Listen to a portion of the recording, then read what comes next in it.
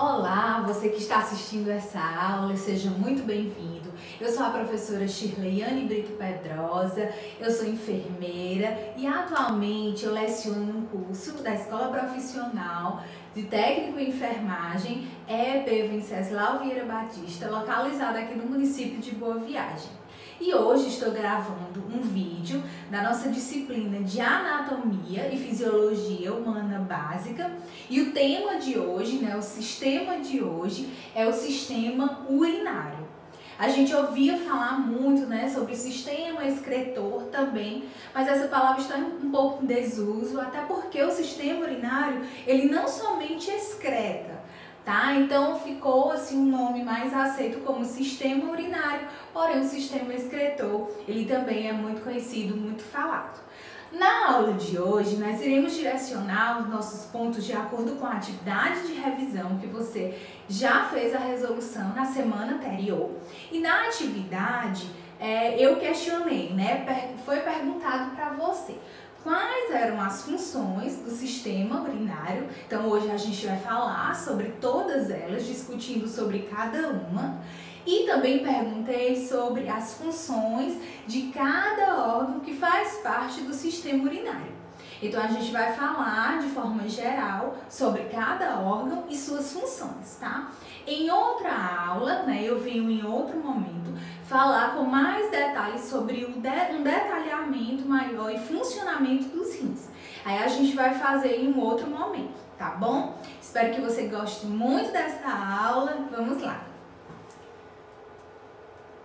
Pronto, vamos começar falando sobre as funções do sistema urinário, tá? O sistema urinário, ele tem várias funções dentro de todos os órgãos que fazem parte do sistema urinário. A gente tem os rins e eles realmente assim são responsáveis por fazer com que o nosso organismo funcione muito bem, vamos dizer assim, em termos de equilíbrio homeostático. Então vamos falar as funções do sistema urinário.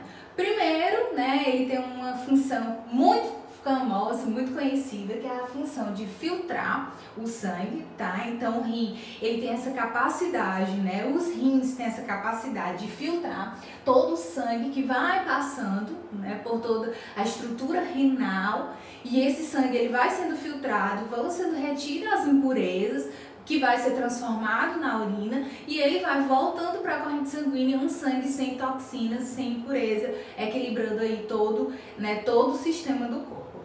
Então, temos também a produção da urina, que eu acabei de falar, ao passo que ele filtra o sangue, como produto final desse filtro, nós temos uma produção na urina, a eliminação dessas toxinas, vai sair tudo na urina. Remover todos os produtos residuais também do metabolismo. Então eu faço essa remoção. Quando eu falo assim em produzir urina, excreto também urina. Então muitos produtos residuais eles vão sair, vão ser eliminados na urina, tá bom? Através do sistema urinário eu tenho todo um equilíbrio interno também dinâmico. E ainda recupero também os metabólitos úteis, tá? O sistema renal, ele não tem a função, quando a gente fala em rins, não é só eliminação, mas também reter, tá? Então, o sistema urinário, ele também retém metabólitos que são úteis para o nosso organismo. Armazena também, líquidos. O sistema urinário, ele tem uma função muito importante, que é em controlar a pressão arterial. Então, quando a gente fala nessa quantidade de líquidos, está muito associada à pressão arterial, à osmolaridade tecidual também e à manutenção do pH plasmático. Então, está muito relacionada à quantidade de íons e à quantidade de volume de água que vai ter no seu organismo. A gente percebe muito isso em pacientes que estão com problemas renais, acabam tendo edema generalizado, anasarca, então ficam edemaciados, ficam inchados. Por quê? Porque o rim não está conseguindo absorver e realizar todo esse controle de retenção de líquidos como deveria, tá? E o filtro de líquidos. E aí, né, transporte também os produtos residuais para o exterior. Então a gente vai ver que ele faz isso, né? Esse exterior vai saindo pela uretra e aí na eliminação final através da urina e contribuir também para a manutenção da homeostase, algo que é muito importante. Quando a gente fala em homeostase, a gente entende que essa palavra significa equilíbrio interno dinâmico. Então, sempre que você vê homeostase, ela está relacionada com o sistema urinário. O sistema urinário, ele vai fazer com que o nosso organismo ele mantenha esse equilíbrio, tá bom? Ainda o sistema urinário, ele tem uma função endócrina, tá? O que é uma função endócrina? É de produção de células sanguíneas, tá? Para dentro da corrente sanguínea. Ele produz a famosa eritropoetina, tá? Que também, junto com a medula óssea, né, vão produzir hemácias. Então, o sistema urinário também, né, através dos rins, tem aí a função endócrina, tá? Então, você já conseguiu responder a primeira questão, né? Deixei aí todas as funções relacionadas ao sistema urinário. Esse esquemazinho é um esquema mostrando como o sistema urinário ele está diretamente relacionado com o controle de pressão arterial. Muito importante a gente entendê-lo, tá? Porque pode surgir, pode aparecer em questões do Enem, questões de vestibulares, então é muito importante a gente entender como é que acontece esse funcionamento, tá? Relacionado com o controle da pressão arterial. No nosso organismo pode acontecer de repente uma queda de pressão arterial, tá? Então acontece uma queda de pressão arterial, o que vai acontecer? Os rins, eles vão liberar renina, tá? Essa renina é uma enzima, que essa enzima ela vai ser lançada lá no fígado. No fígado tem o angiotensinogênio, que esse angiotensinogênio ele tem que ser ativado e vai ser convertido em angiotensina, né, através dessa enzima renina. Então, ele ativa o angiotensinogênio e transforma-o, né, para liberar a angiotensina. Essa angiotensina ela é responsável pela contração dos vasos sanguíneos. Então, se contrai os vasos sanguíneos, tá? E aí, essa angiotensina, né, vai ser transformada através do enzima conversor da angiotensina em angiotensina 2. Essa angiotensina 2, ela vai atuar aqui nas suprarrenais, tá? E as suprarrenais, que são glândulas que estão localizadas logo acima do rim, ela vai liberar a aldosterona. Tá? A aldosterona, por sua vez, ela vai atuar aqui nos rins, dentro dos rins, fazendo com que aconteça uma maior absorção de sais e de sódio. Uma vez que eu absorvo os sais, eu absorvo o sódio, eu consigo controlar a minha pressão arterial, mantendo ela mais elevada. Então, eu faço com que essa queda de pressão arterial, ela comece a ser aí controlada pelo seu próprio organismo. Aí, né, ele vai reter a questão do sal, acabei de falar, e vai aumentar a sua pressão arterial. Então, esse ciclo vai sempre acontecer, tá bom? Então, é muito importante você entendê-lo de uma forma bem resumida, tá? Aí, né, de que é formado, quais os órgãos, de que é constituído o sistema, né, urinário. A eliminação da urina é feita através do sistema urinário. Os órgãos que compõem o sistema urinário são os rins, tá? Que são 2. Você pode falar o rim, né? Se você estivesse relacionando a um rim, mas nós temos 2. E também as vias urinárias, que são o uréter, a bexiga e a uretra. Tá aqui a uretra, tá aqui a bexiga e tá aqui o uréter. E a gente vai falar de cada um deles a partir de agora, tá? Vamos começar falando sobre os rins. Tá? Os rins localizam-se anatomicamente falando, né, em ambos os lados da coluna vertebral, tá bom? Tá aqui, ó. Aqui é a minha coluna. Então, eles estão localizados aqui, junto à parede posterior do abdômen, abaixo, um pouco abaixo aqui do diafragma, tá? Seria mais ou menos aqui o seu diafragma. Os rins, eles parecem um feijão, né? A gente vê muito a imagem, né? Olha só, de um rim, então muito semelhante a um feijão, marrom avermelhada, mede mais ou menos 12 centímetros e pesa cerca de 170 gramas cada um. O rim direito, ele é um pouco mais baixo devido à presença do fígado, e acima dos rins localizam as glândulas suprarrenais que eu falei anteriormente, que ela vai liberar aldosterona para reter o sódio e aumentar a pressão arterial, tá bom? Aqui existe um corte, né? Foi feito aqui um corte anatômico, né? Dos rins. E eu vou mostrar o que é que tem, né? Quais as estruturas que fazem parte dos rins, propriamente dito. Nós temos aqui o córtex e a medula. O córtex é essa parte mais externa aqui dos rins. E essa parte aqui de dentro é chamada de medula, tá? Nós temos aqui os cálices, que é o cálice maior e cálice menor, que é o que vão transportar a urina, né, no produto final, depois que acontece a filtração.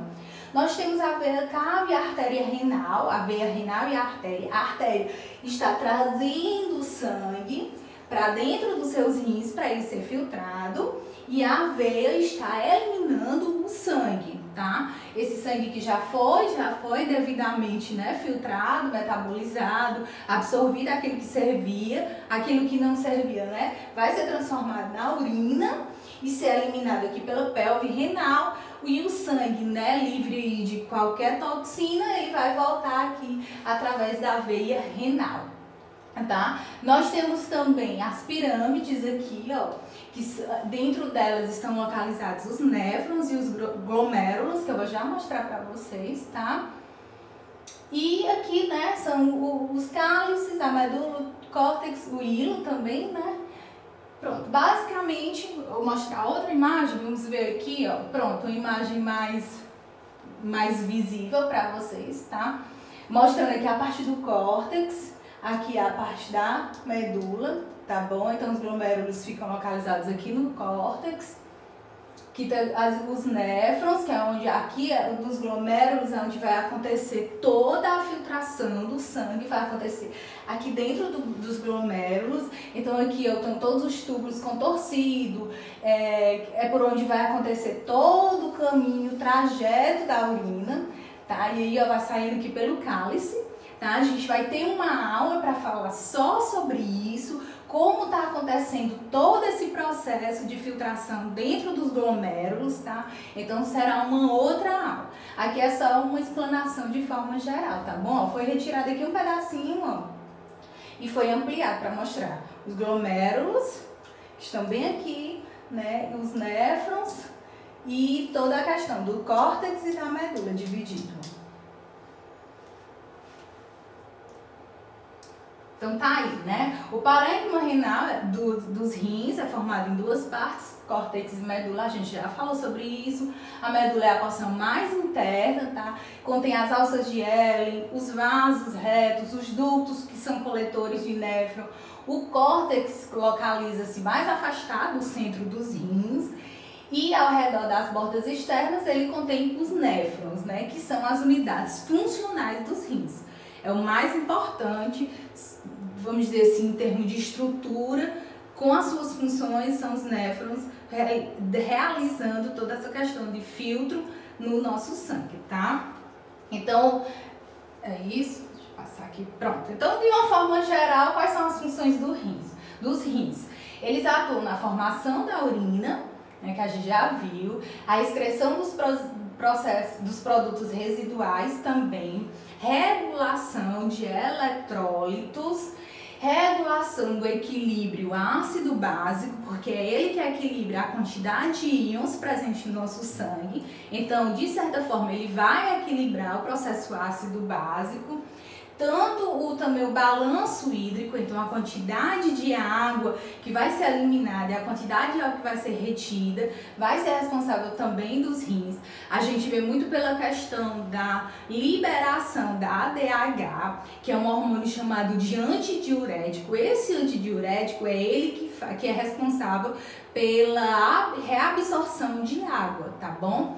Então, assim, quando você bebe muito, você ingere muita bebida alcoólica, acontece o quê? Acontece uma inibição da liberação do antidiurético. Por isso é que quando você ingere bebida alcoólica, você fica com tanta vontade de urinar.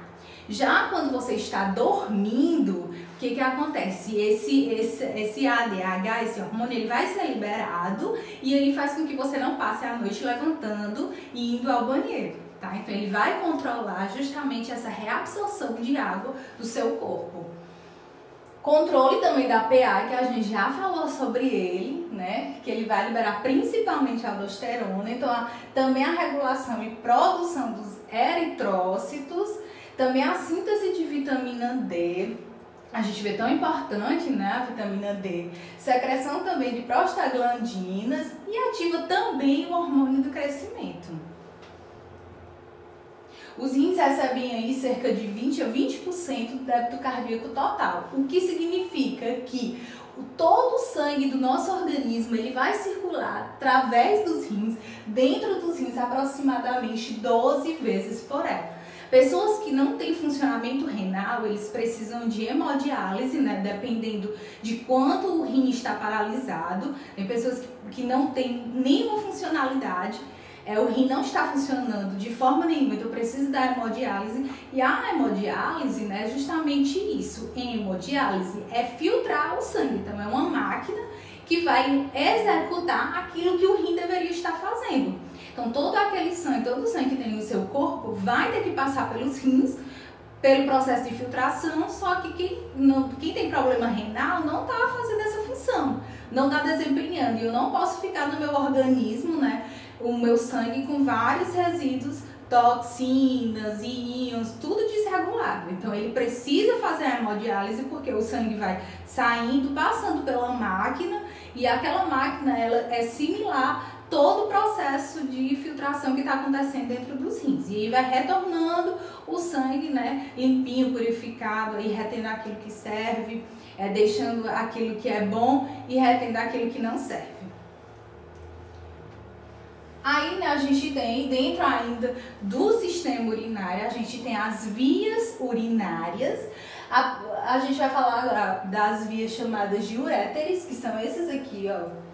Aqui a gente viu que tem a pelve renal, né, que é por onde vai passar a urina, que foi produzida aqui nos rins, na produção da urina aconteceu aqui no rim. E o que o uréter vai fazer? O uréter vai apenas conduzir essa urina até chegar aqui aonde? Na bexiga, tá bom? Ele mede cerca de 25 a 30 centímetros. A bexiga, né, a gente tá vendo aqui uma imagem da bexiga. É um órgão muscular, ele é oco, claro, gente, porque ele precisa se encher de urina, tá aqui, ó, onde é que a urina tá chegando. E sua capacidade média de armazenar entre 700 a 800 ml de urina. Porém, a gente normalmente não chega até esse ponto de volume de urina na nossa bexiga.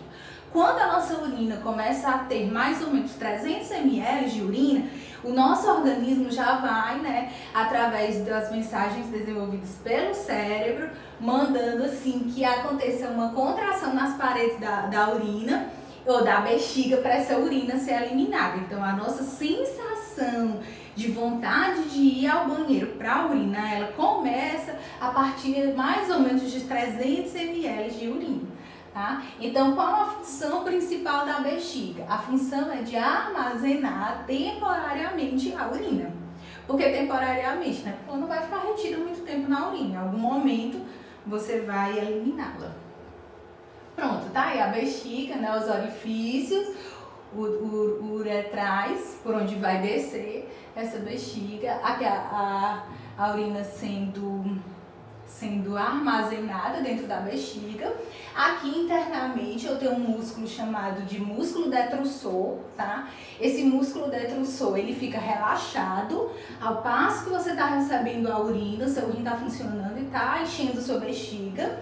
E eu tenho uns esfíncteres aqui também, tá? Esse processo aí tá acontecendo quando não tem nenhuma urina na sua bexiga. Ao passo que ela vai enchendo, esse músculo detrusor se encontra-se relaxado, né? E os músculos urinários, eles ficam contraídos.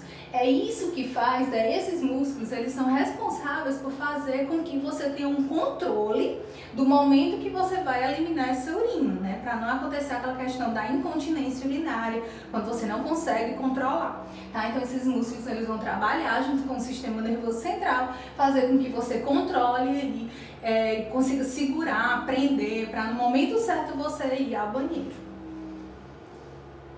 Pronto, tá mais ou menos isso que tá acontecendo, né? Eu falando, mas já tá aí no esquema mostrando, tá bom? Primeiro eu tenho o preenchimento da bexiga, em que o músculo da bexiga ele está relaxado e o esfíncter da uretra contraído, que ele tá bem aqui, ó, o esfíncterzinho, tá? E aqui é o músculo do assoalho pélvico, que também está contraído. Ao passo que ele tá, né, se enchendo, eu começo a ter a minha primeira sensação de vontade de ir ao banheiro. Até essa primeira sensação e eu ir ao banheiro, você ainda consegue, né, segurar por um tempo, tá? Então, é só o começo de um aviso, né, do seu corpo que está chegando ali urina, tá? Então, a bexiga, ela fica cheia mais ou menos pela metade. É o desejo voluntário de micção, que pode ser inibido até o momento apropriado, aquilo que eu falei. Então, você consegue controlar, tá? E aí, ó, quando ela vai se enchendo, né, aí tem a necessidade de urinar, a urgência urinária, realmente você não consegue mais segurar, tem que ir ao banheiro. Aí o que que acontece? O músculo do assoalho pélvico, ele vai relaxar, né, ao passo que ele vai relaxar, o músculo aqui dentro, ele vai se contrair para empurrar essa urina, tá? E ela ser eliminada e para fora, né, através aqui da uretra. Muito bem. Esvazia, depois ela preenche de novo. Nossa bexiga, ela nunca fica vazia assim 100%. Ela sempre fica um pouquinho de urina, mas quando você termina, né, você realmente sente o alívio e não sente que a sua bexiga tem urina ainda para eliminar. Por quê? Porque fica uma quantidade tão pouca que não tem a sensação de urina ainda. Pronto, tá aí a urina, né? São substâncias sob circunstâncias normais, com a ingestão média mais ou menos de 1.500, 2.000 ml de líquido por dia. A bexiga ela é capaz de armazenar a urina no período de 2 até 4 horas. À noite acontece a liberação, eu falei para vocês, da vasopressina, que é um hormônio antidiurético, que é o ADH, também é a mesma coisa. Se vocês virem esse nome vasopressina, é a mesma coisa do ADH, também que é um antidiurético. Ele vai ser secretado, tá vendo? Quem vai secretar? A hipófise, e uma resposta, né, também diminuir da ingestão de líquido, porque você não passa a noite tomando água. Ele faz com que reduza a produção de urina e você consiga dormir sem precisar ir várias vezes ao banheiro. Esse fenômeno permite que a bexiga continue a se encher por um período de 6 até 8 horas. Então, vocês, no caso de adolescentes e jovens, vocês conseguem, né, ficar nesse período de 6 a 8 horas. Em idosos, a complacência vesical ela é mais comprometida. Então, esses níveis de vasopressina elas estão diminuindo e aí provoca a nictúria, que é o aumento da frequência urinária durante o período da noite.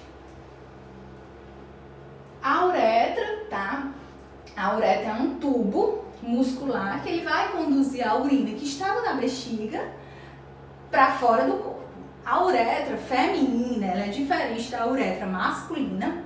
A uretra feminina ela é usada somente para o sistema urinário, já a uretra masculina ela é usada tanto para o sistema urinário quanto para o sistema reprodutor. Então, tanto ela libera espermatozoide como ela libera urina. Tá? Então, na mulher ela mede aproximadamente 5 centímetros e no homem mede aproximadamente 20. Tá aqui a imagem, ó.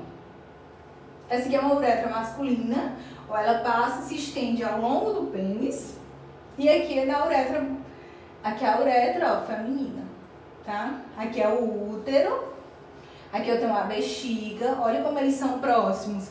Por isso também que a mulher, quando ela tá grávida, ela é gestante, ela não consegue armazenar muita urina, tá? Então, acaba que a sensação dela, quando tá enchendo a bexiga dela de urina, ela já tem uma sensação, uma vontade de ir ao banheiro. Por conta da proximidade, o útero cresce, né? Se expande aqui na parede abdominal e aí comprime um pouco a bexiga. Então, ele diminui a capacidade de armazenar um volume menor de urina. E aí a uretrazinha, ó, tá vendo? A mulher, 5 centímetros, aqui uma média de 20 centímetros, tá? Aqui também, né, vai passar os espermatozoides na liberação do sistema reprodutor, dentro do sistema reprodutor masculino. Pronto, aí a diferença. A uretra, ó, feminina, a bexiga, e a uretra aqui, ó, e a masculina. Pronto. Aqui é a feminina e aqui é a masculina. Olha como é diferente, tá? Então a gente tem aí essa diferença entre as duas, né? Então, gente, é isso. Teremos outros vídeos, outras videoaulas, tá? Espero que vocês tenham gostado. E uma mensagem para vocês: desistir nunca. O caminho é longo, mas a vitória é certa. Então, até a próxima. Tchau!